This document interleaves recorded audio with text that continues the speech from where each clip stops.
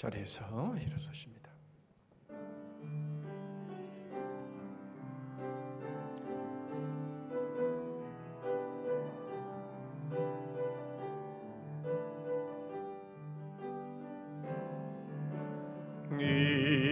이곳에 생명샘 솟아나 눈물 골짝 지나갈 때에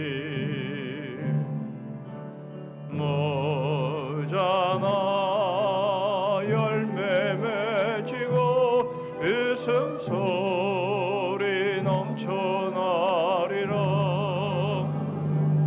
꽃들도 구름도 바람도 넓은 바다도 찬양하라 찬양하라 예수를. 하늘을 울리며 노래해 나의 영혼아 내의 주 내의 주 내의 주.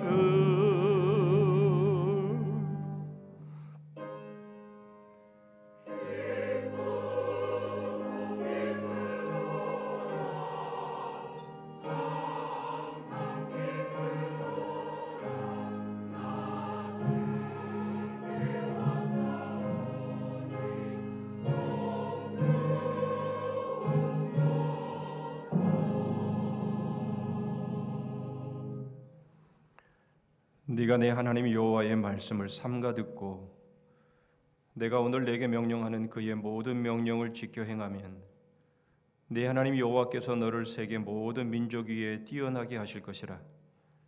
네가 네 하나님 여호와의 말씀을 청종하면 이 모든 복이 네게 임하며 네게 이르리니 성읍에서도 복을 받고 들에서도 복을 받을 것이며 내 몸의 자녀와 내 토지의 소산과 내 짐승의 새끼와 소와 양의 새끼가 복을 받을 것이며 내 광주리와 떡반죽 그릇이 복을 받을 것이며 네가 들어와도 복을 받고 나가도 복을 받을 것이니라. 하나님 아버지 감사합니다. 오늘도 저희들을 주의 존전에 불러 모아주시고 믿음으로 저희들을 하나님의 예배의 처소로 나오게 해주셨음을 감사합니다. 주님, 하나님의 말씀을 순종하고 지킴으로 인해서 들어와도 복을 받고 나가도 복을 받는 저희들의 삶임을 믿사오니 오늘 저에게 복을 허락하시며 복을 충만하게 내려주시는 우리 하나님은 한 분만 바라보며 예배하는 저희들 되게 하여 주시옵소서. 예수 그리스도의 이름으로 기도하옵나이다. 아멘.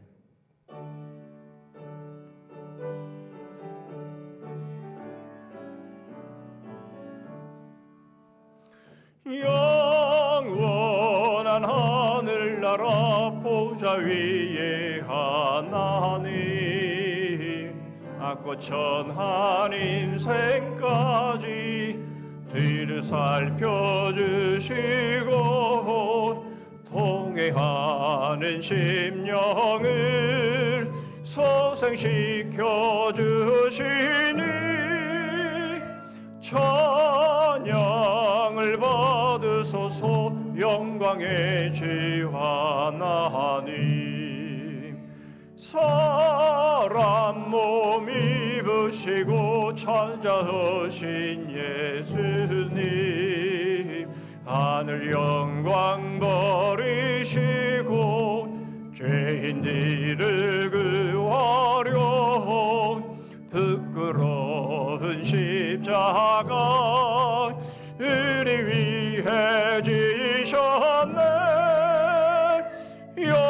영광을 받으소서. 구원의 주 예수님 성도를 돌보시고 위로하는 주 성령 우리 맘에 힘마시오 진리 알게 하시고 갈구하는 심령에 충만하게 하시오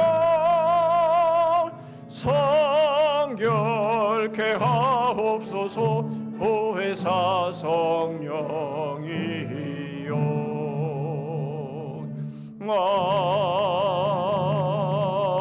아멘. 교독문 42번 시편 98편을 교독하십니다. 하울링합니다. 새 노래로 여호와께 찬송하라. 그는 기이한 일을 행하사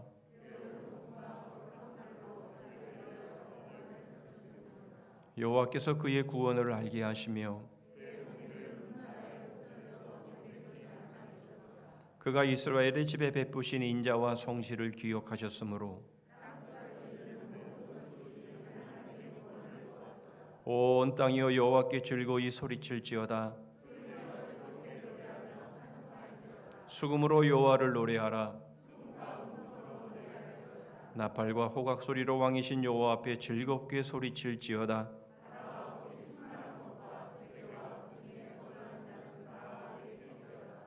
여호와 앞에서 큰 물은 박수할지어다. 산악이 함께 즐겁게 노래할지어다.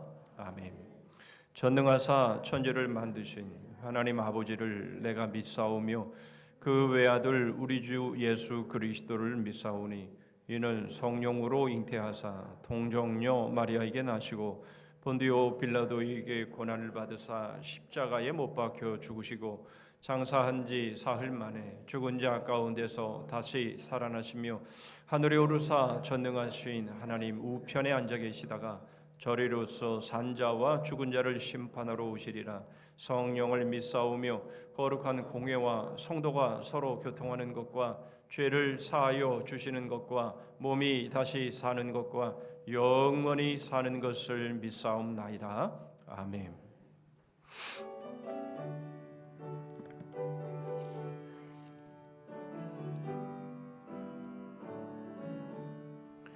예수를 나의 구주 삼고 성령과 비로소 거듭나니 이 세상에서 내 영혼이 하늘의 영광 누리도다.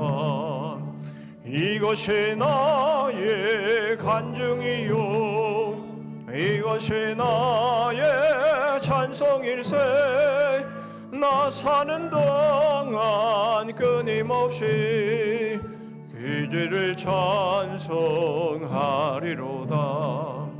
온전히 주께 맡긴 내 영 사랑의 음성을 듣는 중에 천사들 왕래하는 것과 하늘의 영광 보리로다.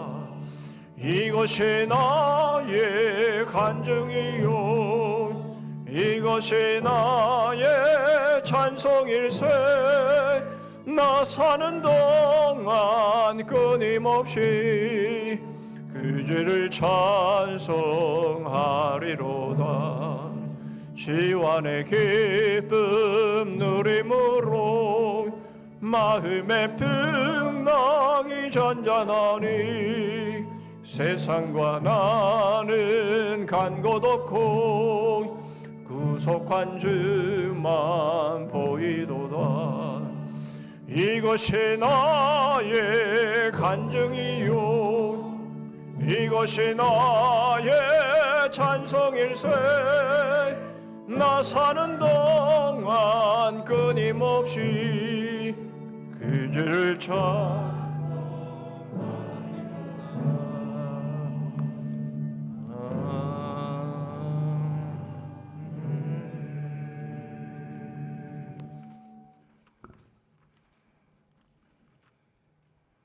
우리 삶의 주관자 되시는 여호와 하나님, 은혜를 감사드립니다.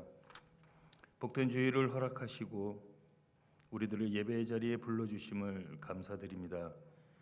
이 시간 주님의 십자가의 보혈로 우리들의 심령을 정결케 하여 주사 주님이 기뻐 받으시는 복된 예배가 되게 해 주옵시고, 말씀을 통하여 한 주간의 삶을 돌아보게 하셔서 우리의 뜻만을 내세우며 감사하지 못했던 어리석은 생각과 행동들을 깨닫게 하시고 말씀 안에서 온전히 회개하고 감사의 삶을 다짐하는 복된 시간 되게 하옵소서. 우리를 정결케 하시는 주님께서 우리의 심령을 붙들사 우리의 영이 새로워지고 우리의 삶이 변화되는 회복의 예배가 되게 하옵소서. 주님, 가을 거지가 시작되는 수확의 계절입니다.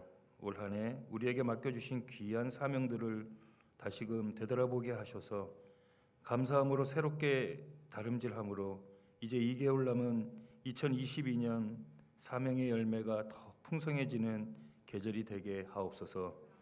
주님, 저희 성산교회 모든 예배 가운데 하나님의 임재와 은혜가 넘쳐나게 하옵소서. 말씀을 증거하시는 교육자분께 성령의 능력을 더하여 주셔서 강단을 통하여 말씀이 선포될 때마다 하나님의 역사가 나타나며 우리의 심령이 회복되고 우리의 겉과 속 아픔의 질병들이 치유되는 성령의 능력을 체험하는 말씀의 시간들이 되게 하옵소서. 우리에게 거룩한 삶을 말씀하신 여호와 하나님, 날마다 예수 그리스도의 십자가의 보혈로 새로워지는 우리들의 모습이 되게 하옵소서. 주님의 보혈이 아니면 우리는 구원에 이를 수도 없고 보혈을 지나지 않으면 하나님께로 나아갈 수 없음을 다시금 고백합니다. 광야 같은 삶 가운데 매 시간 십자가 앞에 서 있는 우리들의 모습이 되게 해 주옵소서. 주님, 성산의 주일학교를 기억하여 주셔서 가르치시는 교육자, 간사, 선생님들에게 은혜를 더하여 주셔서 하나님의 말씀으로 잘 양육되어지는 성산의 자녀들이 되게 하옵소서. 주님, 성산의 각 기관과 함께하여 주셔서 모든 부서가 회복을 넘어 부흥에 이르게 하시고 아이들의 웃음소리와 주님을 찬양하는 청년들의 새로운 찬양이 멈춰지지 않게 성령님 역사하여 주옵소서. 주님, 진정 바라옵기는 우리의 부흥이 양적 모습이 아니라 주님이 우리 안에, 우리가 주님 안에 거하는, 주님이 명령하시는 복음의 길을 낙오 없이 다름질하는 성산의 부흥이 이루어지게 하옵소서. 사랑의 주님, 선교사님들과 함께하여 주셔서 건강과 안전을 지켜주옵시고 힘든 시기 가운데 주님의 동행하심을 체험하게 하옵시고 그들의 사명 흔들리지 않게 더욱더 견고히 세워지는 사역지가 되게 하옵소서. 특별히 우봉성 유열님 아동 시향부부 선교사에게 함께하셔서 큰 은혜를 베풀어 주옵소서. 사랑의 주님, 앞으로 진행될 복음정 위로 예배와 갈래페 효도 관광 위에 주님 함께하여 주셔서 주님의 창조하신 가을의 정취를 즐기며 즐거운 여행이 되게 하옵시고 차량을 통하여 오갈 때 아무런 사고 없이 마무리되는 여행이 되게 하옵소서. 주님, 이 시간 할렐루야 찬양대의 귀한 찬양을 받아 주옵시고 찬양을 통하여 이곳에 모인 모든 교우가 함께 하나님께 영광을 돌리는 복된 찬양이 되게 하옵소서. 이 시간 말씀 앞에 섭니다. 성령님 역사하여 주셔서 말씀 가운데 하나님의 크신 사랑을 경험하게 하옵시고 진리를 알아가는 복된 시간 되게 하옵소서. 예수님의 이름으로 기도드립니다. 아멘.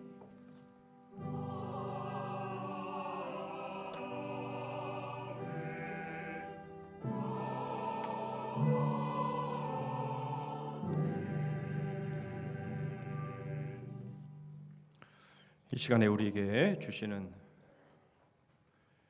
하나님의 말씀은 구약성경 사무엘하 17장 1절입니다.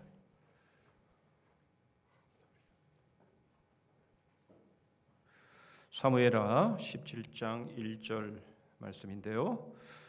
제가 가진 구약 성경으로 490쪽에 있습니다. 사무엘하 17장 1절부터 14절 말씀까지입니다. 제가 봉독합니다.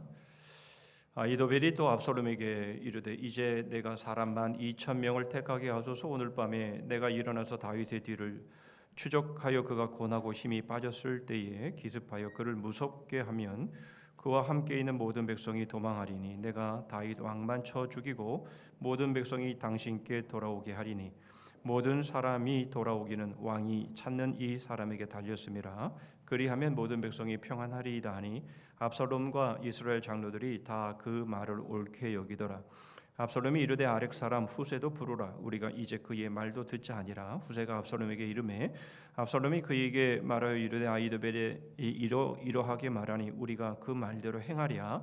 그렇지 아니하거든 너는 말하라 하니 후세가 압살롬에게 이르되 이번에는 아히도벨이 베푼 계략이 좋지 아니하니이다 하고 또 후세가 말하되 왕도 아시거니와 왕의 아버지와 그의 추종자들은 용사라 그들은 들에 있는 곰이 새끼를 빼앗긴 것 같이 격분하였고 왕이 붙이는 전쟁에 익숙한 사람인즉 백성과 함께 자지 아니하고 지금 그가 어느 굴에나 어느 곳에 숨어 있으리니 혹 무리 중에 몇이 먼저 엎드러지면 그 소문을 듣는 자가 말하기를 압살롬을 따르는 자 가운데에서 패함을 당하였다 할지라 비록 그가 사자 같은 마음을 가진 용사의 아들일지라도 낙심하리니 이는 이스라엘 무리가 왕의 아버지는 영웅이요 그의 추종자들도 용사인 줄 알미니이다.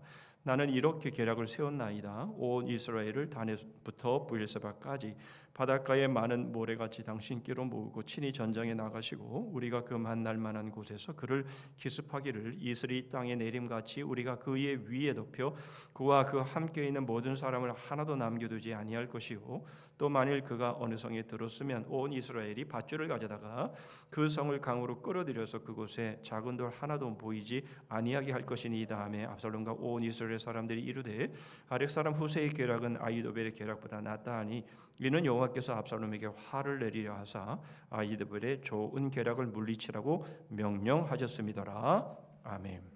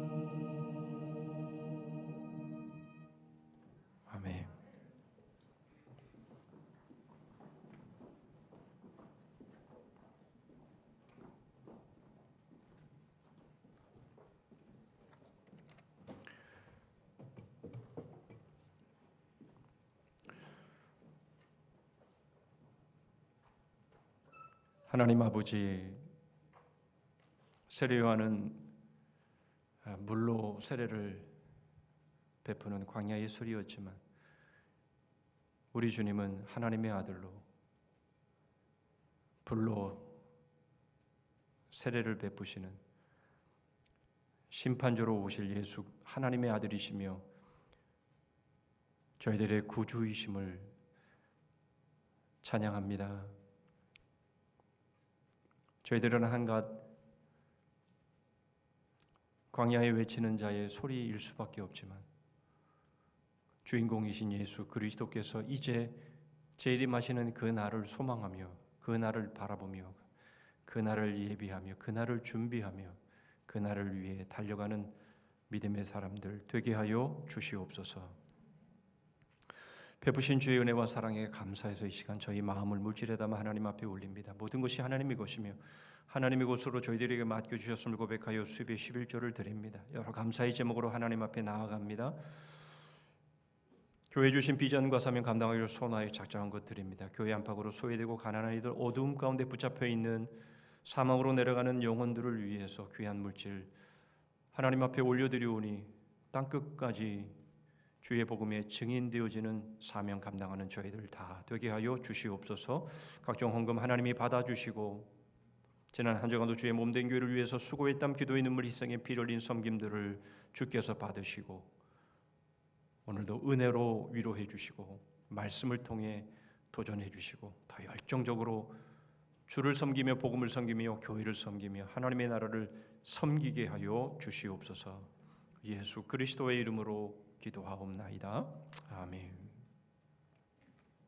세뮤얼 헌팅턴의 책을 읽노라면 이런 새로운 걱정들이 계속 떠오릅니다. 이 책은 온갖 첨예한 이해 관계가 복잡하게 얽혀있는 국제적인 분쟁들을 보다 냉철하게 분석해 볼 수 있는 유용한 틀을 제공한다는 점에서 한 번쯤 읽어볼 가치가 있습니다. 지금도 우리의 눈앞에서 생생하게 펼쳐지고 있는 세계적인 분쟁들의 근원적인 이유들이 이 책 곳곳에 숨어 있다는 느낌이 결코 과장은 아니니까요.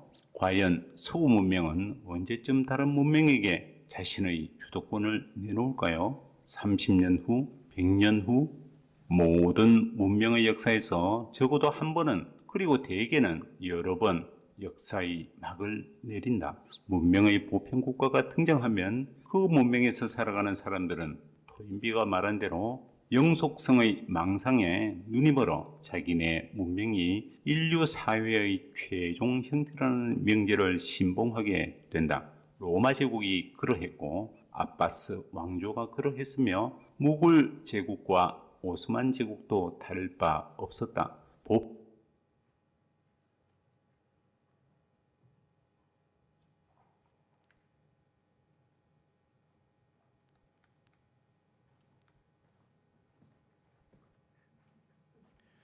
그 다음 장면이 있는데 그 다음 장면이 중요한데 다시 해주세요. 지금 이 시스템 자체가 지금 망가져가지고 하울링도 생기고 막 지금 정신이 없는데 좀 이해를 해주시고요. 마지막 장면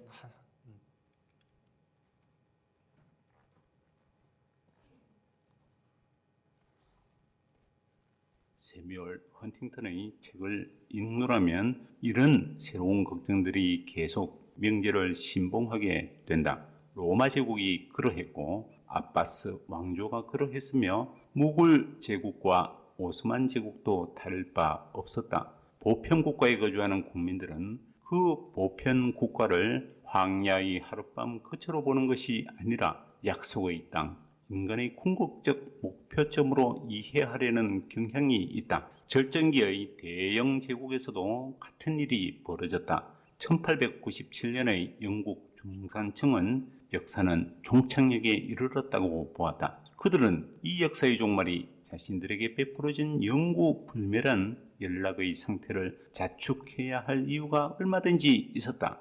그러나 자신들의 역사가 궁극점에 이르렀다고 전제하는 사회는 대체로 몰락기로 접어든 사회이다. 세뮤얼 헌팅턴의 책을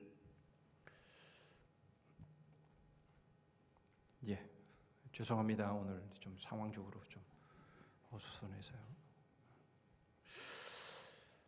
여러분들이 문명의 충돌이라고 하는 세뮤얼 헌팅턴의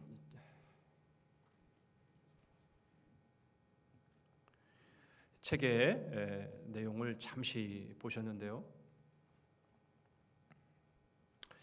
이 세뮤얼 헌팅턴은 미국의 정치학자입니다.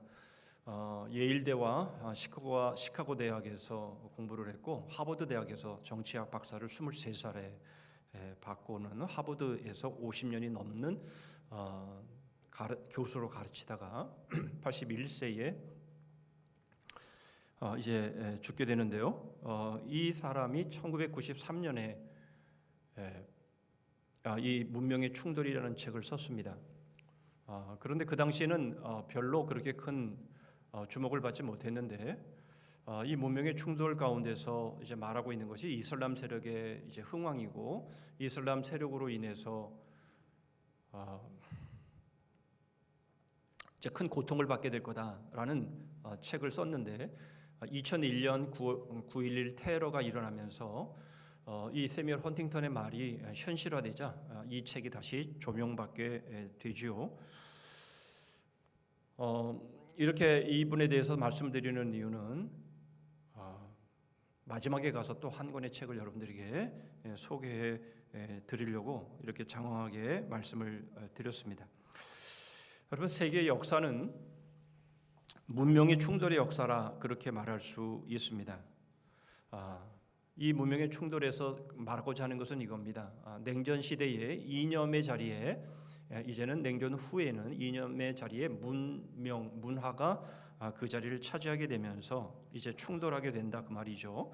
미국과 구소련이 그리고 지금은 미국과 중국이 충돌을 하고 있습니다.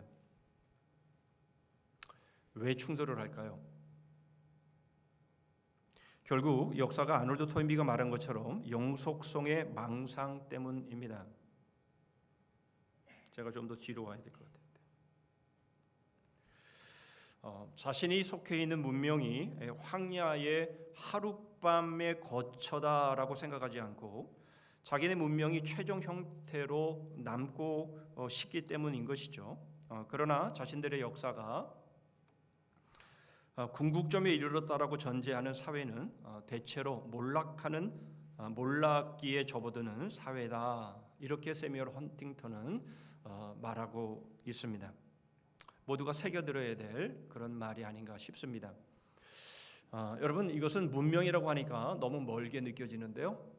여러분, 우리는 누구든지 이 역사의 마지막 승자가 되고 싶어 합니다.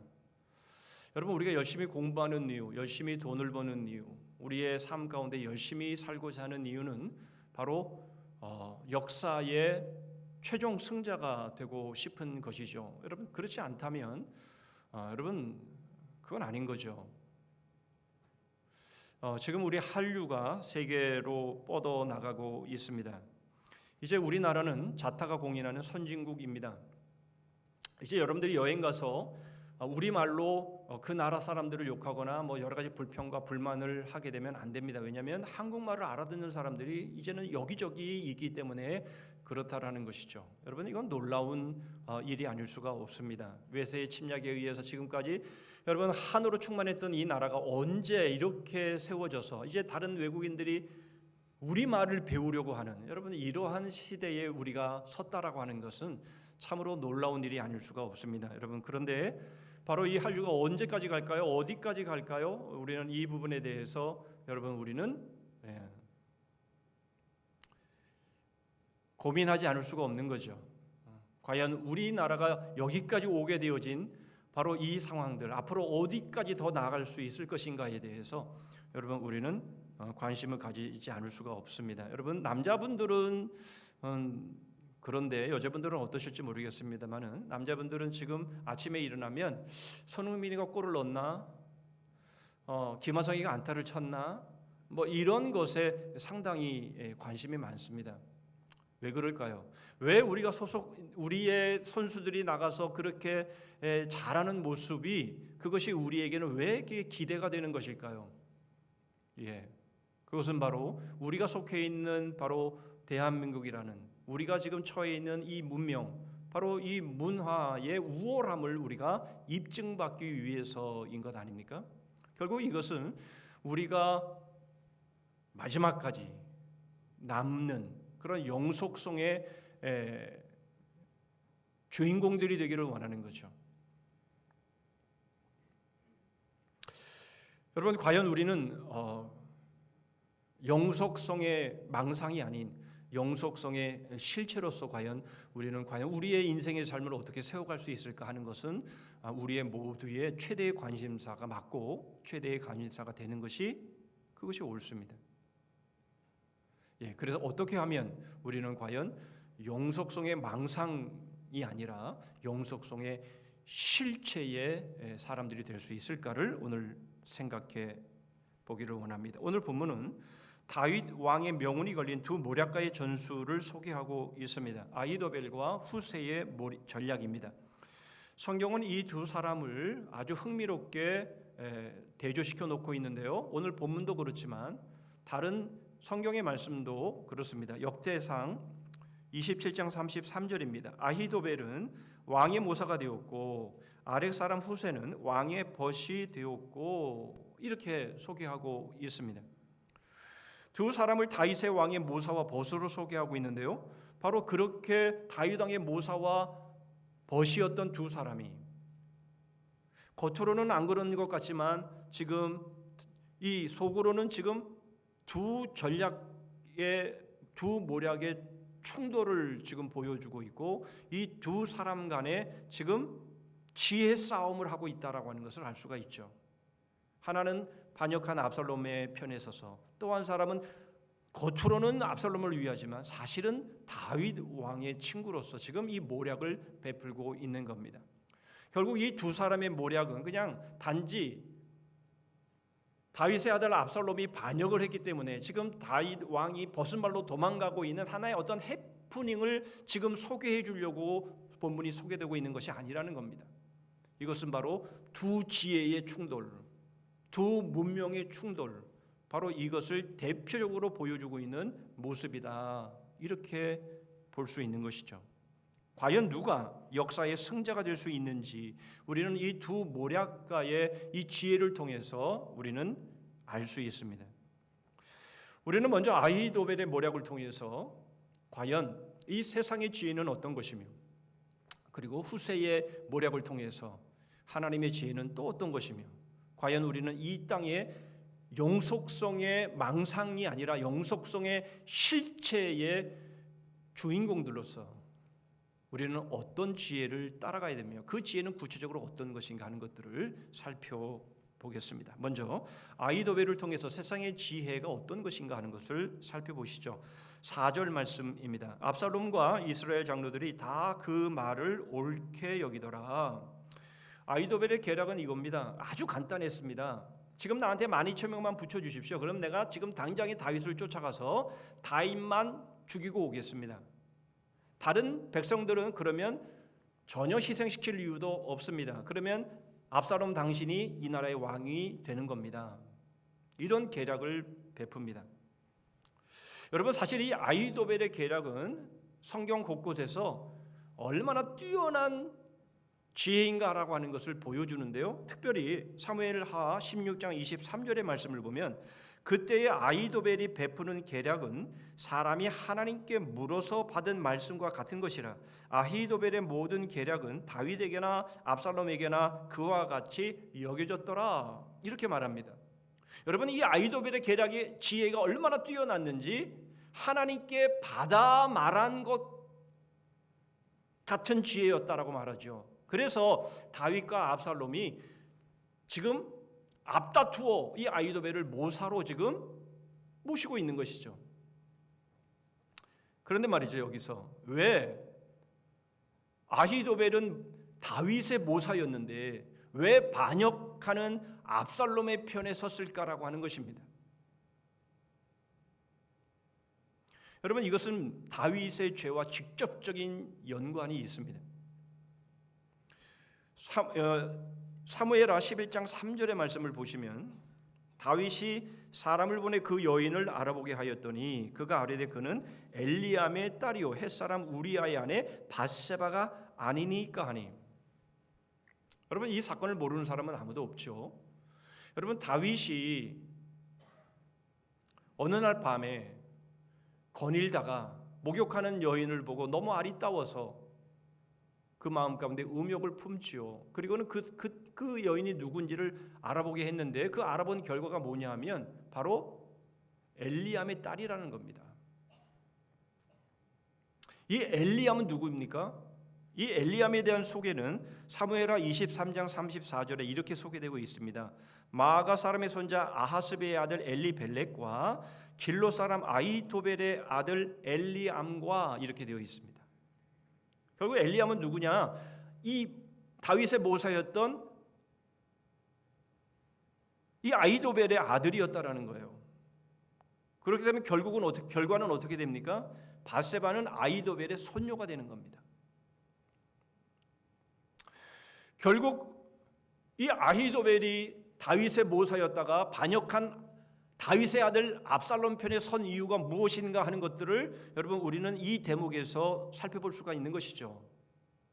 그런데 여기서 한 가지 더 주목해 봐야 될 것이 있습니다. 바로 이렇게 엘리암을 소개하고 있는 이 내용은 무슨 내용인가 하면 바로 이 엘리암이 다윗의 30인의 용사 중에 한 명이었다라고 하는 것을 소개하는 글입니다. 보십시오. 아히도벨의 아들은 다윗의 충성스러운 30명 중에 한 명이었고 아히도벨은 다윗의 모사였습니다. 그리고 이 밧세바의 남편인 우리아 역시 마찬가지로 다윗의 30인 중에 충성스러운 신하였습니다. 그런데 다윗이 한순간에 음욕을 극복하지 못하고 이렇게 충성스러운 가정을 한순간에 파탄내버린 겁니다. 여러분, 그것도 문제였겠지요만은 여러분, 아히도벨의 입장에서 놓고 보면 굉장한 모멸감과 배신감을 느꼈을 겁니다. 왜냐하면 우리가 이미 본 것처럼 밧세바가 어디 가문의 출신인가 하는 것들을 이미 다윗은 알고 있었다라는 겁니다. 엘리암의 딸이요. 그러면 엘리암은 당연히 아히도벨의 아들이라는 것을 알고 있었을 것이고, 그러면 밧세바는 아히도벨의 손녀라는 것을 분명히 알고 있었음에도 불구하고 이 다윗이 그 가정을 능멸한 겁니다. 그리고는 그 우리아를 전쟁터에서 죽게 하고 그 충성스러운 가정을 한순간에 파탄시켜버린 겁니다.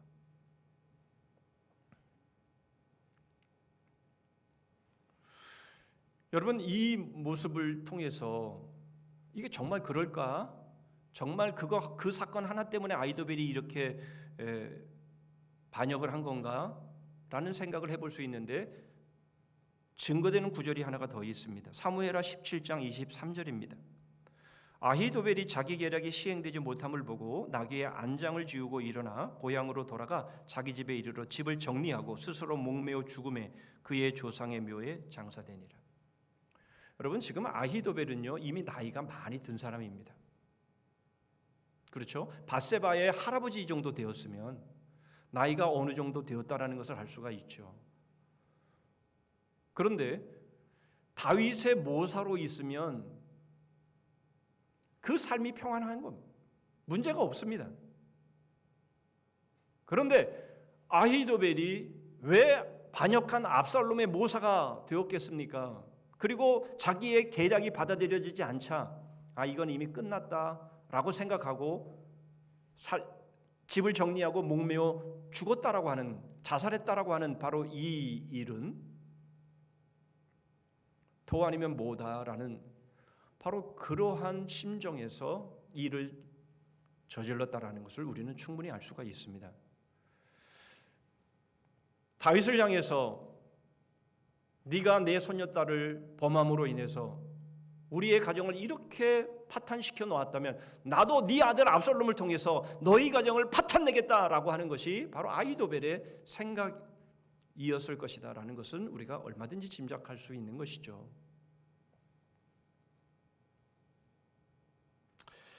우리는 그런데 여기서 하나의 혼란스러움을 갖게 됩니다. 여러분, 다윗 왕이 아히도벨의 가문에 행한 일들을 보면 우리는 아히도벨의 마음을 충분히 이해할 수 있습니다. 이렇게 충성스러운 가정과 가문을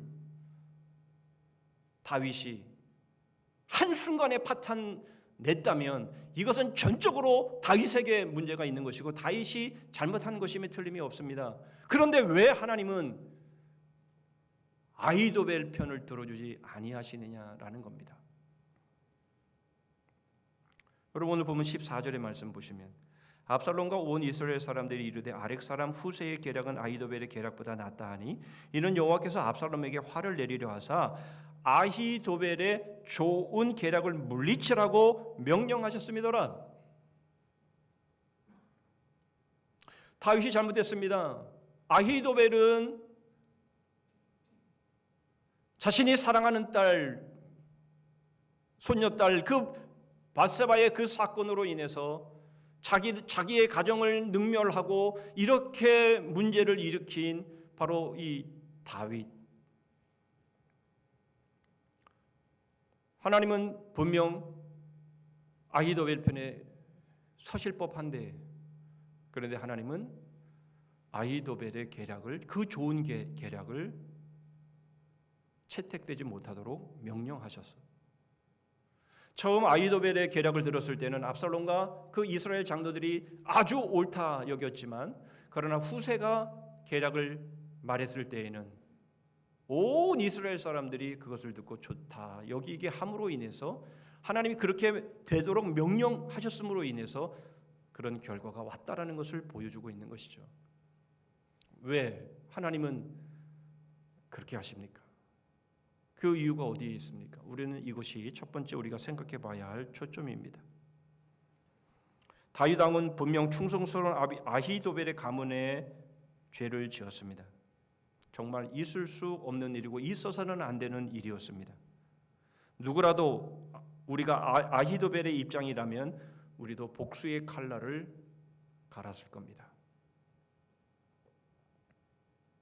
그렇다면 문제는 무엇입니까? 여러분, 문제는 바로 이 복수의 칼을 바로 이것을 하나님께 맡겨드리지 않았다라는 겁니다. 분명 다윗이 잘못했습니다. 아히도벨은 분명 피해를 입었습니다. 그럼에도 불구하고 아히도벨이 직접 자기의 손으로 그 복수를 하려고 했던 바로 그것이 문제였다라는 거죠. 여러분, 우리는 다윗이 이전에 왕이 되기 전에 사울 왕에게 쫓겨다녔을 때의 다윗의 모습을 우리는 잘 알고 있습니다. 사울 왕을 죽일 수 있는 두 번의 절호의 기회가 있었지만 그러나 다윗은 그것을 사용하지 않았습니다. 그 복수를 하나님께 맡겨드렸습니다. 그러나 아히도벨은 그렇게 하지 않은 것이죠. 아히도벨은 자기가 직접 복수하기를 원했고 바로 그래서 반역의 그 대열에 서게 된 것이고 압살롬의 모사가 된 것이죠. 바로 이것이 세상의 지혜입니다. 여러분, 세상의 지혜가 만들어내는 문명을 보면 아주 출중합니다. 뿐만 아니라 어떤 경우에는 살이에 막기까지도 합니다.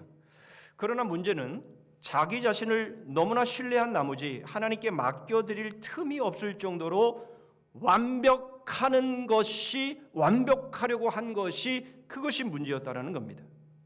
결국 그 끝은 자신이 하나님의 자리에 앉아버리는 것입니다.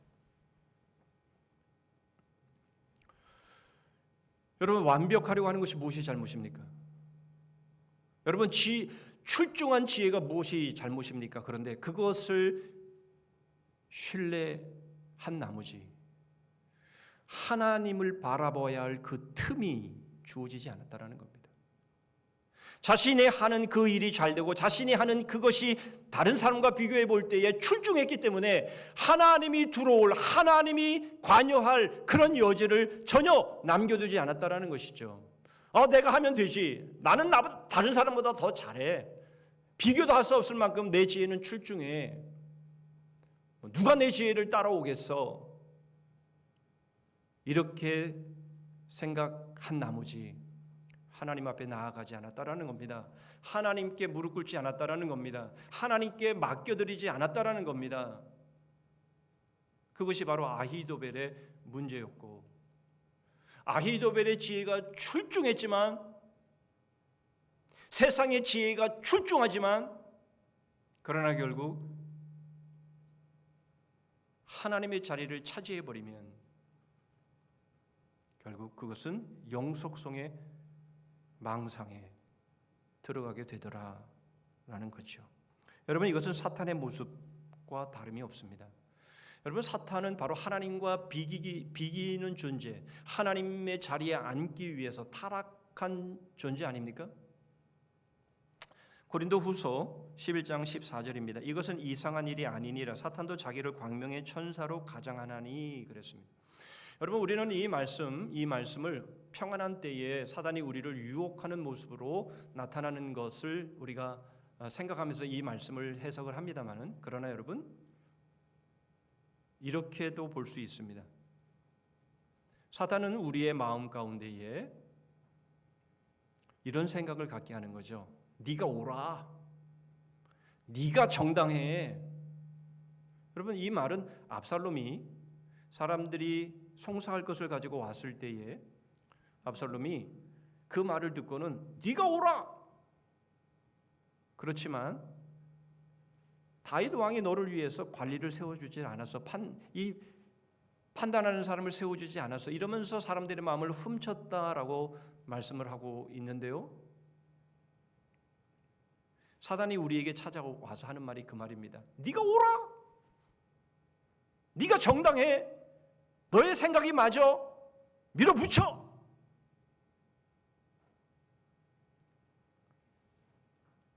뭐 하나님께 기도하고 그래? 너 잘났잖아. 너의 지혜가 출중하잖아. 네가 하면 무엇이든지 잘할 수 있잖아. 뭐 기도할 시간에 조금이라도 더 네가 원하는 거 해. 여러분, 사단은 우리에게 그런 광명한 천사의 모습으로 우리에게 다가오는 것이죠. 하나님의 자리를 차지하게 하는 것이죠. 우리는 거기에 번번이 속는 겁니다. 여러분, 내가 옳잖아요. 내 생각이 맞잖아요. 나의 주장이 틀리지 않잖아요. 그렇다면 여러분, 거기에는 하나님이 개입하실 틈을 우리는 다 뺏어버리는 겁니다. 우리는 하나님 앞에 그 문제를 가지고 나가지 않습니다. 내가 옳은데 뭐, 내가 맞는데 뭐, 나의 지혜가 출중한데 뭐, 내가 그렇게 생각한 대로 하면 되는데 뭐, 내가 꼭 뭐 하나님 앞에 뭐 기도할 필요 뭐 있어. 그냥 밀어붙이면 되지. 그게 세상의 지혜라는 겁니다. 여러분, 그것이 바로 아히도벨의 모습이었다라는 것이죠.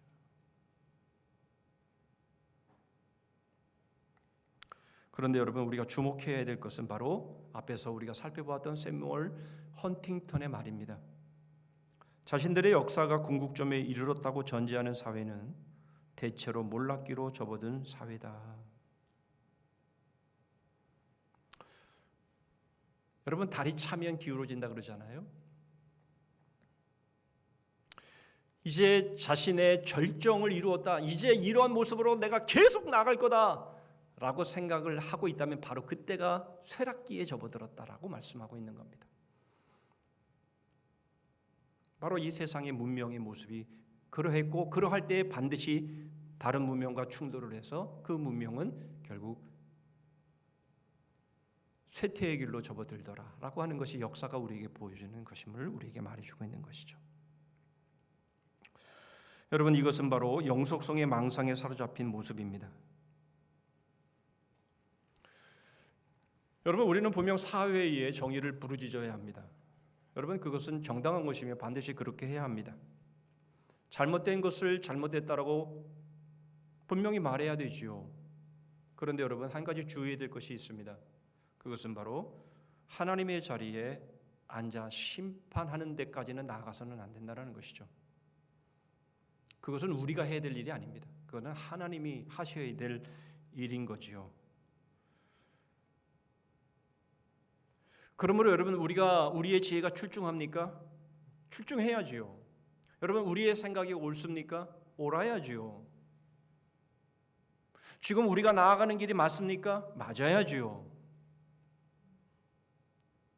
그러나 문제는 하나님 앞에 그 문제를 맡겨드리지 않는다면 우리는 결국 세상의 지혜를 따르는 것이고요. 결국 세상의 지혜를 따르게 되면 결국 망하는 길로 접어들게 되는 겁니다. 자, 그렇다면 후세의 모략을 통해 하나님의 지혜가 어떤 것인지를 살펴보시죠. 5절입니다. 압살롬이 이르되 아렉 사람 후세도 부르라. 우리가 이제 그의 말도 듣자 하니라. 이제 후세가 펼치는 제시하는 모략은 좀 이따 살펴볼 겁니다. 여기서 우리가 먼저 살펴보고 싶은 것은 바로 후세의 그 중심입니다. 이 후세의 중심을 알아볼 수 있는 단어는 하나입니다. 그것은 바로 벗이라는 단어입니다. 친구라는 단어입니다. 여러분, 우리가 사무엘하 15장 37절의 말씀을 보시면 다윗의 친구 후세가 이렇게 되어 있죠. 다윗의 친구 후세가 그 성읍으로 들어가고 압살롬도 예루살렘으로 들어갔더라. 이 후세에게 있어서는요, 딱 붙여진 그 이름이 있습니다. 별명이 있습니다. 그게 뭐냐? 다윗의 벗, 다윗의 친구라고 하는 별명입니다. 여러분, 후세라고 다윗이 저지르는 죄를 모르고 있겠습니까? 여러분, 너무나 잘 알고 있었습니다. 그러나 이 후세는 다윗을 정죄하거나 다윗을 판단하거나 다윗을 버리거나 그렇게 하지 않았습니다. 사무엘하 15장 32절입니다. 다윗이 하나님을 경배하는 마루턱에 이를 때에 아렉 사람 후세가 옷을 찢고 흙을 머리에 덮어 쓰고 다윗을 맞으러 온지라. 지금 다윗이 벗은 발로 도망가고 있는 겁니다. 그런데 후세가 다윗을 맞으러 나왔는데 옷을 찢고 흙을 머리에 덮어 쓰고 그러면서 다윗을 맞이하고 있습니다. 뭡니까? 다윗의 슬픔을 정말 마음으로 함께 해주는 겁니다. 그런데 이렇게만 한 것이 아니라 지금 이 후세는 다윗과 함께 도망길, 이 피난길을 함께 가고자 했던 겁니다. 사무엘하 15장 33절의 말씀에 보면 다윗이 그에게 이르되 네가 만일 나와 함께 나아가면 내게 누를 끼치리라. 지금 이 후세는 그냥 흉내만 내고 있는 것이 아니라 정말 진심으로 다윗이 지금 겪고 있는 이 고통을 함께 느끼고 있고 이제 이 도망길에 함께해서 함께 고난을 받고자 하는 바로 그러한 모습으로 지금 다윗을 맞이하고 있었다라는 것을 알 수가 있습니다. 그런데 다윗이 뭐라고 말합니까? 네가 나와 함께 동행하면 너는 나에게 누를 끼치는 거야. 그러니까 너는 궁으로 돌아가라. 그래서 압살롬의 모사가 되어서 아히도벨의 모략을 패하게 해라. 이런 말을 합니다.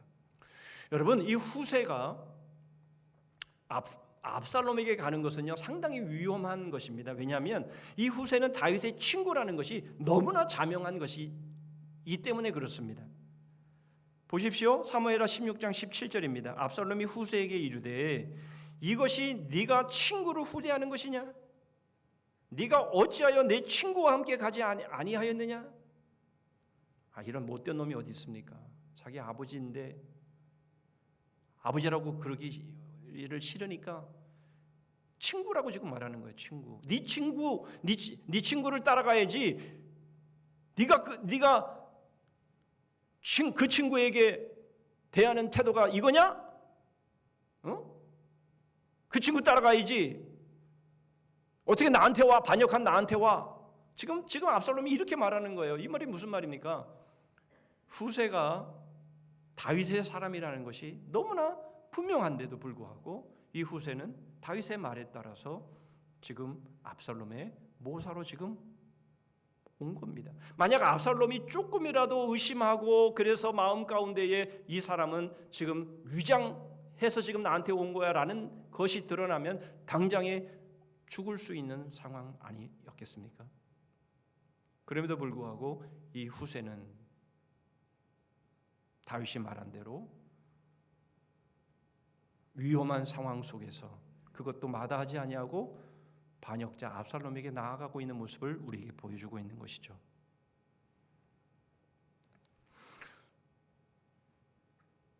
여러분, 예수 그리스도는 다윗 같은 몹쓸 죄인인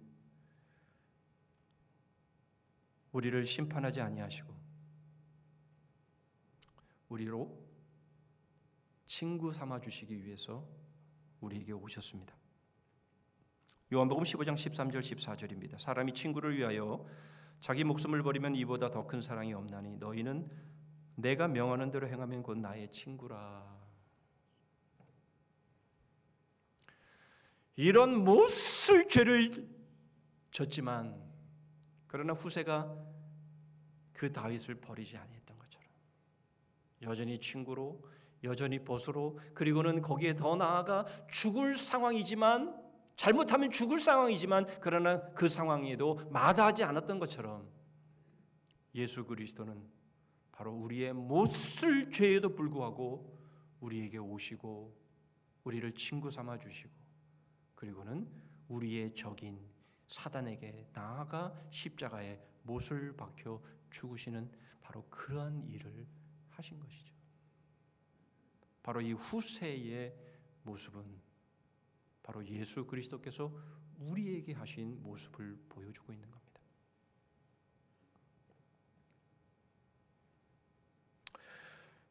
여러분, 이것이 바로 후세의 지혜입니다. 이것이 바로 하나님의 지혜라는 말씀입니다. 고린도전서 1장 18절 19절입니다. 십자가의 도가 멸망하는 자들에게는 미련한 것이요 구원을 받는 우리에게는 하나님의 능력이라. 기록된 바 내가 지혜 있는 자들의 지혜를 멸하고 총명한 자들의 총명을 폐하리라 하였으니.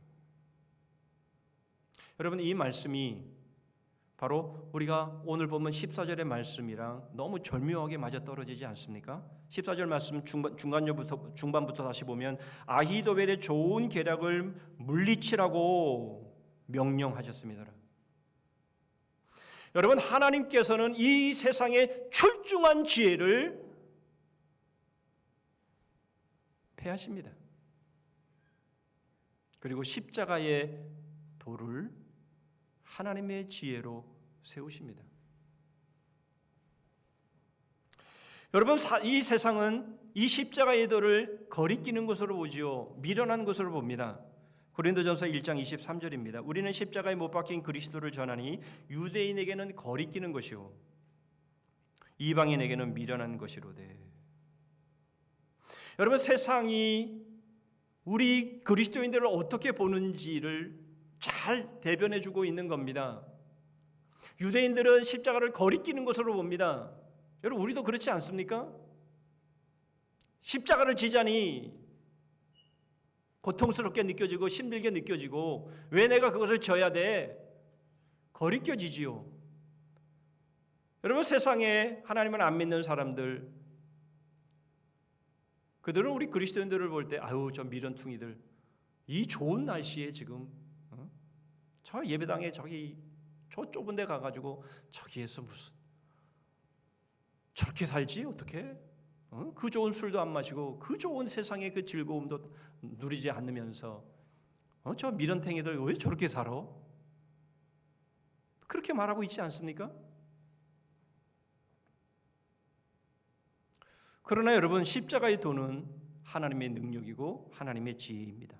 고린도전서 1장 24절입니다. 오직 부르심을 받은 자들에게는 유대인이나 헬라인이나 그리스도는 하나님의 능력이요 하나님의 지혜니라. 여러분, 이 세상의 지혜가 출중해서 아무리 뛰어난 문명을 만들었다 할지라도 그러나 하나님께서 그 지혜를 폐하여 버리십니다. 그것은 하나님의 지혜가 아니기 때문에 그렇습니다. 여러분, 하나님의 지혜는 십자가의 도입니다. 여러분, 그럴 수밖에 없는 것. 여러분, 이 세상의 이 지혜, 이 세상의 지혜로 세워놓는 이 문명들은 결국 영속성의 허망일 수밖에 없는 것, 망상일 수밖에 없는 이유가 뭡니까? 고린도전서 1장 25절입니다. 하나님의 어리석음이 사람보다 지혜롭고 하나님의 약하심이 사람보다 강하니라. 여러분, 이 세상에 아무리 지혜로운 사람이 있다 할지라도 하나님의 지혜를 넘어설 수 없고, 이 세상에 아무리 강한 사람이 있다 할지라도 하나님의 강함을 넘어설 수 없는 것입니다. 하나님의 지혜요 하나님의 능력인 십자가의 도를 미련하다고 생각하고 거리끼는 것으로 여기고, 자기 자신의 지혜를 출중하다 생각해서 그것이 영원한 계속되어지는 그러한 실체라고 여긴다면 여러분, 그것은 너무나도 어리석은 것이라는 거죠. 그럴 수 없는 겁니다. 여러분, 그렇다면 영속성의 실체는 누구입니까? 당연히 십자가의 도를 따르는 자들이죠. 세상은 미련하게 보고 거리끼는 것으로 봤지만, 그러나 하나님은 후세의 지혜를 세우시고 아히도벨의 지혜를 물리치시는, 바로 그 일을 명령하셨고 그 일을 행하시기 때문에 그렇습니다. 여러분, 우리가 이것을 너무나 잘 볼 수 있는 두 구절이 있습니다. 다니엘 2장 44절로 45절입니다. 이 여러 왕들의 시대에 하늘의 하나님이 한 나라를 세우시리니 이것은 영원히 망하지도 아니할 것이요 그 국권이 다른 백성에게로 돌아가지도 아니할 것이요 도리어 이 모든 나라를 쳐서 멸망시키고 영원히 설 것이라. 손대지 아니한 돌이 산에서 나와서 쇠와 녹과 진흙과 은과 금을 부서뜨린 것을 왕께서 보신 것은 크신 하나님이 장래일을 왕께 알게 하신 것이라. 이 꿈은 참되고 이 해석은 확실하니이다. 느부갓네살이 꾼 꿈, 그것이 무엇인지 알려주면서 그것을 해석해 주었던 다니엘, 바벨론으로 시작해서 메데, 파사, 그리스, 로마에 이어지는 이러한 세상의 엄청난 강대국의 나라들, 바로 그 나라들을 다듬지 아니한 돌이 그것을 쳐 부수고 그 나라가 쓰러져 망하고 예수 그리스도가 세우신 그 나라가 영원하리라라는 말씀을 하고 있는 거죠.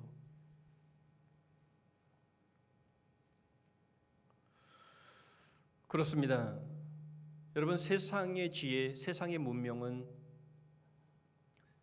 달이 차면 기울듯이 그것은 그렇게 기울어지고 다른 문명이 대치되고 다른 문명이 대치되면서 지금까지 왔습니다. 그러나 여러분, 하나님의 지혜는 그렇지 않습니다. 십자가의 도는 그렇지 않습니다. 십자가의 도는 결코 망하지 않고 결코 중단됨이 없습니다. 바로 십자가의 도가 바로 영속성의 실체인 것이죠. 바로 십자가의 도를 따르는 하나님의 사람들, 바로 그들이 진정한 역사의 승자가 될 것임을 우리에게 말씀하고 있는 겁니다. 자, 그렇다면 이제 하나님의 지혜인 십자가의 도를 따르는 것, 이것이 승자의 지혜임을 우리가 보았는데 그것이 구체적으로 무엇인지를 살펴보시죠. 9절입니다. 지금 그가 어느 굴에나 어느 곳에 숨어 있으리니 혹 무리 중에 몇이 먼저 엎드러지면 그 소문을 듣는 자가 말하기를 압살롬을 따르는 자 가운데에 패함을 당하였다 할지라. 이제 후세가 계략을 보입니다. 근데 후세가 지금 계략을 보이는데 아주 장황하지요. 아히도벨의 계략은 아주 간단했습니다. 그러나 이 후세의 이 계략은 아주 장황합니다. 그런데 이 계략의 가장 중요한 핵심이 무엇입니까? 압살롬의 허영심을 부추기는 거죠. 지금 아히도벨이 말한 것처럼 지금 당장에 쫓아나가서 다윗을 잡으려고 하면 다윗은 이 굴의 전문가입니다. 그래서 싸움을 초전에 해서 만약 실패했다는 소식이 쫙 퍼져버리면 압살롬이 실패했다라고 그렇게 알려지게 될 건데, 그렇게 하지 말고 우리 이렇게 합시다. 그러면서 쭉 설명을 하는데, 특별히 11절을 보시면 나는 이렇게 계략을 세웠나이다. 온 이스라엘을 단부터 브엘세바까지 바닷가의 많은 모래같이 당신께로 모으고 친히 전장에 나가시고, 단과 브엘세바라는 것은 전국을 말합니다. 전국에 당신을 따르는 사람들을 모아서 당신의 위엄을 펼쳐 보이시고, 13절입니다. 또 만일 그가 어느 성에 들었으면 온 이스라엘이 밧줄을 가져다가 그 성을 강으로 끌어들여서 그곳에 작은 돌 하나도 보이지 아니하게 할 것이니이다 하며, 만약 다윗이 어느 성에 있다면 당신을 따르는 백성들이 밧줄을 가지고 그 성을 감아내고 그것을 다 끌어당겨버려서 돌 하나 남기지 않도록 그냥 완전히 전멸시켜 버립시다. 그러면 당신의 이름이 온 천하에 드러날 겁니다. 압살롬이 획가닥 갔습니다.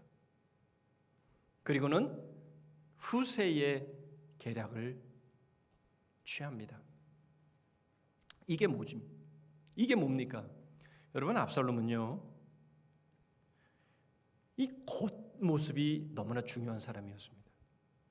여러분, 그 증거가 무엇인가 하니 사무엘하 14장 25절입니다. 온 이스라엘 가운데서 압살롬같이 아름다움으로 크게 칭찬받는 자가 없었으니 그는 발바닥부터 정수리까지 흠이 없습니다.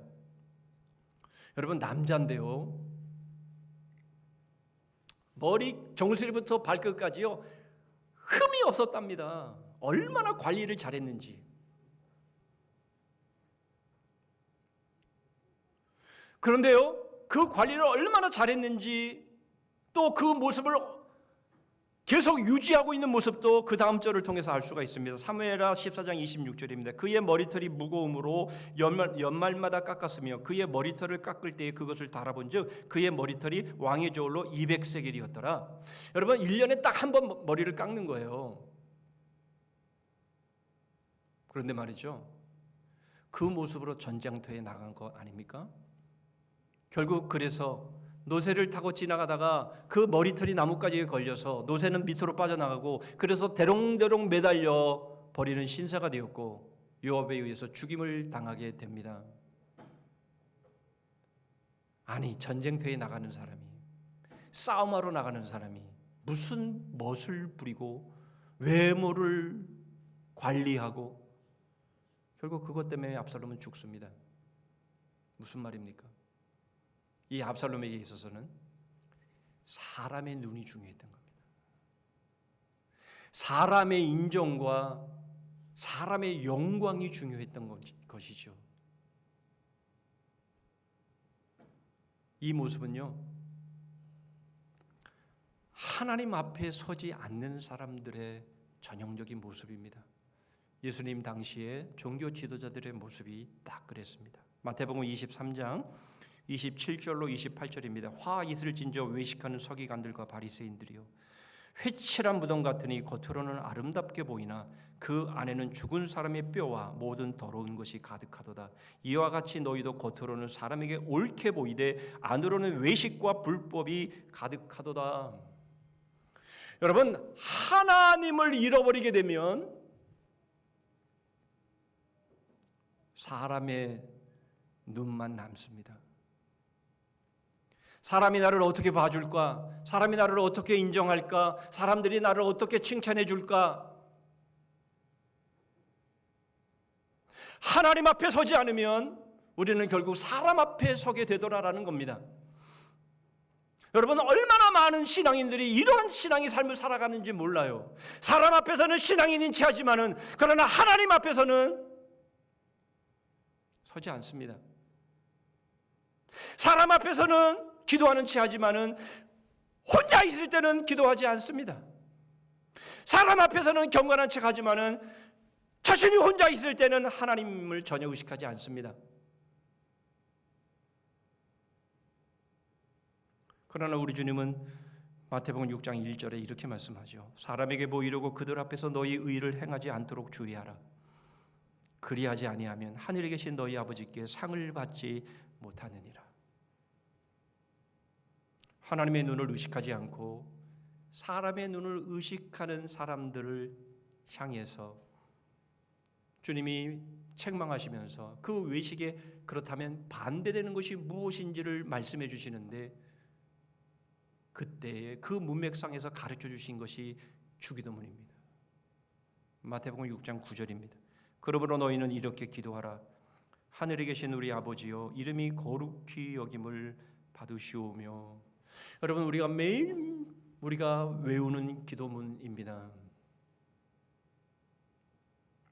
이 주기도문의 주제가 뭡니까? 하나님의 나라입니다. 여러분, 하나님의 나라가 세워지고 우리는 하나님의 나라의 백성으로서 어떻게 살아야 되는지를 이 주기도문은 우리에게 아주 요약적으로 핵심적으로 우리에게 말씀하고 있는 겁니다. 뭡니까? 하나님 앞에서입니다. 하나님 앞에서 살아가는 것이, 그게 바로 하나님의 나라이며 하나님의 나라의 백성의 삶이며 이것이 바로 십자가의 도인 겁니다. 여러분, 바로 이렇게 살아가는 우리들의 삶이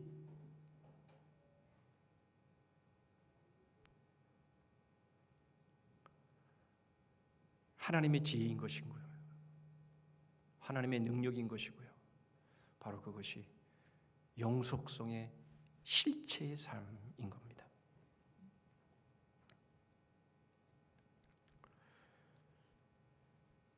여러분, 이런 말이 있죠.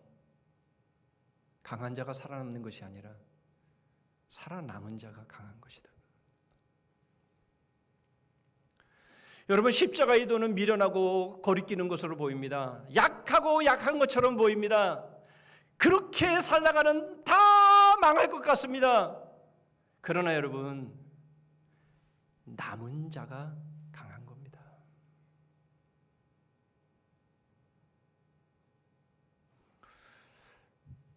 여러분들에게 책 한 권을 더 소개해 드리면요, 세뮤엘 헌팅턴이 죽기 전에 마지막 책을 썼는데요, 책 제목이 미국 우리는 누구인가라는 것입니다. 미국 얘기인데 뭐 우리랑 무슨 관계가 있어라고 생각하실 수 있겠지만, 여러분, 여기서 우리가 한 가지 붙잡아야 될 것이 있습니다. 책 서문에 이렇게 쓰고 있습니다. 조금 긴데요, 그리고 또 번역이 또 매끄럽게 되지 않아서 조금 이해하기 어렵지만 한번 따라와 보십시오. 모든 사회는 자신들의 존재를 위협하는 반복적 도전에 직면하며 결국에는 그것들에 굴복한다. 그러나 어떤 사회는 쇠락의 과정을 역전시키고 활력과 정체성을 회복해 붕괴의 시기를 늦추기도 한다. 나는 미국이 그렇게 할 수 있으며, 미국인들은 350년 동안 모든 인종과 민족 그리고 종교들이 끌어안았던, 그리고 자신들이 세상을 위해 추구하던 자유와 단결의 힘, 그리고 도덕적 리더십의 원천인 앵글로 개신교도 문화와 전통 그리고 가치관에 다시 한번 헌신해야 한다고 믿는다. 이렇게 말합니다. 여러분, 모든 문명은 달이 차면 기울듯이 다 기울어집니다만은, 그러나 이것을 늦출 수 있는 것은 바로 앵글로 기독교 문화로 돌아가는 것이라고 자신은 믿는다. 이렇게 말하고 있는 겁니다. 그러면서 이렇게 말합니다. 이어서, 내가 분명히 밝히고 싶은 것은 앵글로 개신교도 사람들의 중요성이 아니라 앵글로 개신교도 문화의 중요성을 강조하는 것이다. 나는 미국이 이룩한 가장 위대한 업적 가운데 하나는 역사적으로 자신들의 정체성의 중심적이었던 인종적 및 민족적 요소들을 제거하고 개인들이 능력에 따라 평가되는 다민족, 다인종 사회를 이룩한 것이라고 생각한다. 그렇다면 여러분, 다인종, 다민족이 모여서 서로 차별하지 아니하고 하나가 되어서 살아가는 바로 그 사회는 어떤 사회입니까? 하나님의 나라죠. 하나님의 나라. 사람의 눈에 의지하지 아니하고 사람의 영광에 의지하지 아니하고 오직 하나님 앞에서 하나님의 눈을 의식하고 살아가는 그 삶들이, 아무리 다인종, 다민족의 사람들이 모였다 할지라도 여러분, 거기서 서로 차별하지 않고 서로 하나가 되어서 세워갈 수 있는 나라, 그 나라야말로 영속성의 실체라는 것이죠. 그렇습니다. 바로 십자가의 도를 따라 사람의 영광, 사람의 칭찬, 사람의 인정, 눈에 보이는 찬란한 세상의 화려한 문화, 이런 것에 넘어가지 아니하고 하나님의 눈을 의식하고 하나님 앞에서 십자가의 바로 그 도를 따라 살아가는 그 삶, 바로 그 삶이 영원히 영속하게 되어 있고 바로 영원한 역사의 승자로 서게 되는 것이죠. 우리는 이것을 믿는 겁니다. 여러분, 우리는 열심히 공부해야 하고 열심히 직장생활 해야 되고 우리는 열심히 노력해서 돈 벌어야 합니다. 출중한 지혜도 가져야 합니다. 그리고 우리는 정의도 부르짖어야 합니다. 그러나 그렇다고 해서 영속성의 실체가 되는 것은 아닙니다. 우리가 하나님 앞에서 하나님의 나라를 바라보면서 주님 걸어가신 그 길을 따라서 비록 세상은 미련하게 보이고 보고 거리끼는 것으로 여긴다 할지라도 우리는 주님의 바로 그 십자가의 도를 따라 나아가는 그 삶이, 그것이 승리이며 그것이 하나님의 능력이며 그것이 영속성의 실체의 삶인 것을 바라보시면서 여러분, 우리의 한 주간의 삶, 남은 우리의 삶이 그렇게 세워지기를 주님의 이름으로 축복합니다. 기도하겠습니다. 하나님 아버지, 세상의 지혜는 출중하고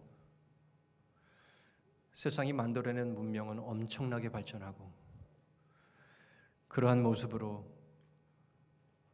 영원할 것처럼 보이지만 그러나 하나님, 다리 차면 기울듯이 어떤 문명도 기울어지고 미국도 기울어지고 아무리 강한 민족이라도 기울어질 수밖에 없지만 그러나 십자가에도 하나님의 지혜요 하나님의 능력인 바로 하나님 앞에서 살아가는 바로 그 삶이야말로 영속성의 실체임을 바라보며 사람들은 어떻게 말할지라도 사람들은 어떻게 손가락질을 한다 할지라도 저희들은 오직 복음을 좇아 예수 그리스도의 십자가를 좇아 살아가는 하나님의 나라의 백성들 되게 하여 주시옵소서. 저희가 바로 이 역사의 영원한 승자로 설 수 있도록 하나님의 지혜, 하나님의 능력, 바로 십자가의 사람들로 저희를 세워주시기를 간절히 원하옵고 예수 그리스도의 이름으로 기도하옵나이다. 아멘.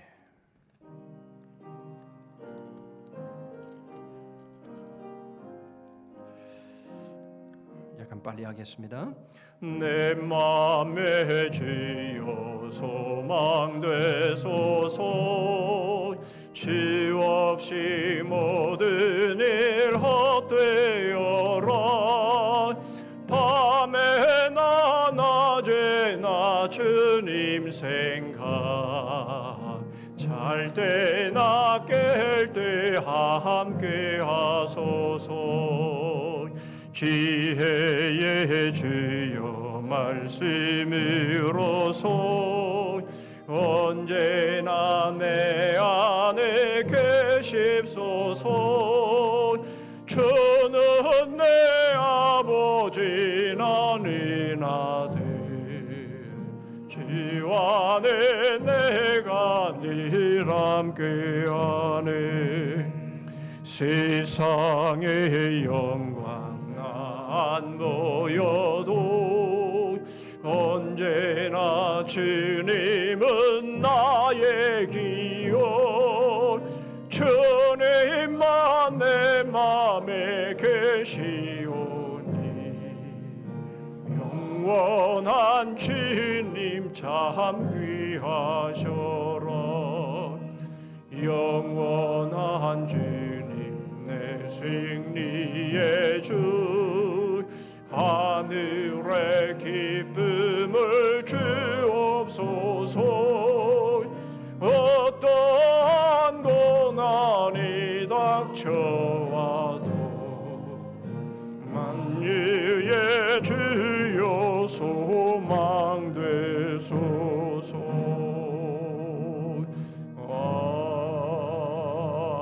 아멘. 기도하십니다. 압살롬과 온 이스라엘 사람들이 이르되 아렉 사람 후세의 계략은 아히도벨의 계략보다 낫다 하니 이는 여호와께서 압살롬에게 화를 내리려 하사 아히도벨의 좋은 계략을 물리치라고 명령하셨습니다라. 지금은 우리 구주 예수 그리스도의 은혜와 하나님 아버지의 다함이 없으신 사랑과 성령 하나님의 교통하심과 복주심과 끝까지 승리케 하심이 지혜가 출중할지라도 내가 하나님의 자리에 앉아 하나님의 노릇 하기를 포기하고 오직 하나님 앞에서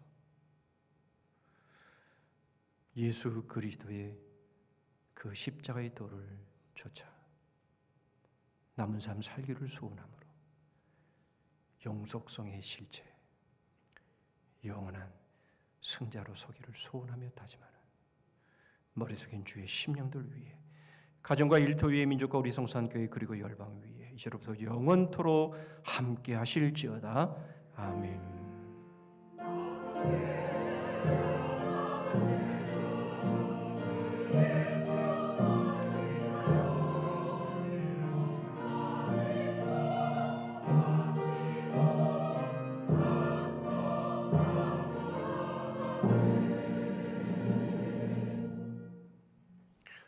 몇 가지 교회 소식 나누겠습니다. 우리 10월에 우리 복음장 위로회와 우리 갈래 표도 관광을 계획하고 있는데요. 여러분 우리 복음장들께서는 우리 10월 25일 가까운 곳으로 이제 우리 위로회를 다녀오려고 합니다.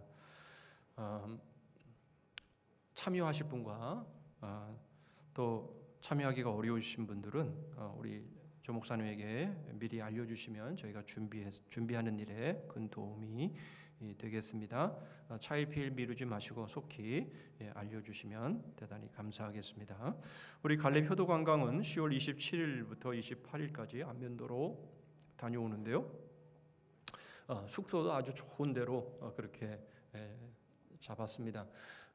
저도 한번 다녀와 본 곳인데요. 너무 경치도 좋고 너무 좋습니다. 바다도 보이고 꽃들도 있고 아주 좋은 장소입니다. 그런데 문제는 예산이 조금 많이 든다라는 것인데요. 조금 예산이 부족한 감이 좀 있습니다. 여러분 기도해 주시고 또 성원해 주시고 또 여러분 관심 가져주시면 대단히 감사하겠습니다. 이제 추수감사절을 앞두고 학습설에 입교 유아 세례가 있습니다. 신청해 주셔서 이번 추수감사절 때에 더 은혜 안으로 들어오는 그런 귀한 시간 될 수 있기를 바랍니다. 이번 금요비전 기도회 주간부서는 전도팀이 되겠습니다. 우리 교육위원회 정기 모임이 1시 20분에 세미나실에서 있겠습니다. 사랑의 전도대 매주 수요일 날 기도회 이후에 지금 진행되고 있습니다. 많이 적극적으로 기도해 주시고 참여해 주시면 감사하겠고요. 10월 17일 수능일인데요. 우리 자녀들 가운데서 6명이 이번에 수능 시험을 봅니다. 여러분 틈날 때마다 여러분 이름을 불러가면서 기도해 주시고 좋은 그런 소식들로 우리가 함께 하나님께 영광 돌리고 또 우리가 서로를 격려할 수 있는 그런 좋은 열매들, 좋은 결과들이 있기를 위해서 여러분 기도해 주시기를 바랍니다. 오늘 예배가 좀 힘들었습니다. 힘들었던 이유는 이런 마이크도 그렇고 뭐 여러 가지로 힘들었는데 제가 어제 설교를 준비하고 다 설교 준비 다 했고 이제 설교 요약까지 해서 다 넘겨드렸는데 설교 원고가 날아가 버렸어요. 그래서 다시 했습니다.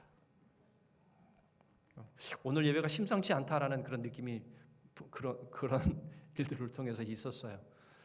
그래서 부탁을 드립니다. 예배를 위해서 좀 기도해 주세요. 예배를 위해서 좀 기도해 주셔서 다른 것들이 우리의 자꾸 주의 집중력을 뺏어가면요, 우리가 은혜 받는데 어려움이 있습니다. 그래서 여러분 예배에 오시기 전에 토요일은요 예배를 위해 기도하는 날입니다.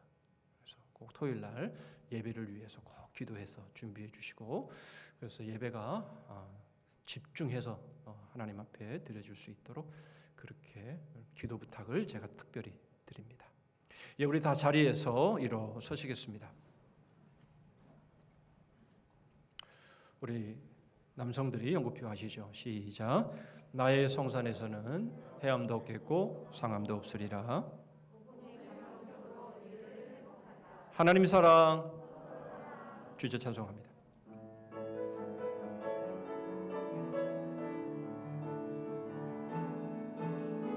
예수 나의 첫사랑 되시네.